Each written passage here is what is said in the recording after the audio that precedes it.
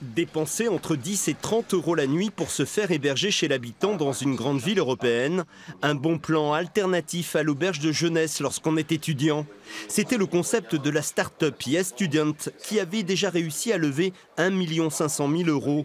Elle commençait tout juste à être rentable après 3 années d'existence. Quand quelqu'un voyageait, on perdait environ 45 euros à chaque fois que quelqu'un voyageait. Pour la première fois, nous avons quelques euros de marge sur chaque voyage. Donc c'était le début vraiment d'une croissance encore plus forte. En fait, on a eu un partenaire financier qui s'est désisté à la dernière minute, ce qui nous a amené dans une situation de trésorerie difficile. Ici, dans cet espace de coworking, les entreprises sont en phase de croissance. En moyenne, en France, une start-up sur 2 ferme ses portes au bout de 3 ans. Mais dès 18 mois, elle doit éprouver son concept ou opérer un changement dans sa stratégie.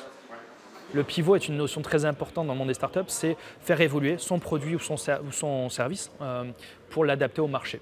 Et si elles n'y arrivent pas, elles vont tout simplement mourir. Et c'est ce que font en fait nos entreprises régulièrement. Elles pivotent, elles évoluent, elles s'adaptent au marché. Un modèle économique fragile qui a besoin de temps pour dégager des profits, une notion peu partagée par certains investisseurs. Les investisseurs veulent rapidement aussi voir leur retour sur investissement et il faut pouvoir le faire dans un temps réduit. Airbnb, pour le petit exemple, a mis 10 ans avant de montrer la rentabilité de son modèle. Le mandataire nommé pour liquider YesStudent a licencié les 7 salariés, une épreuve difficile mais pas insurmontable dans ce secteur dynamique.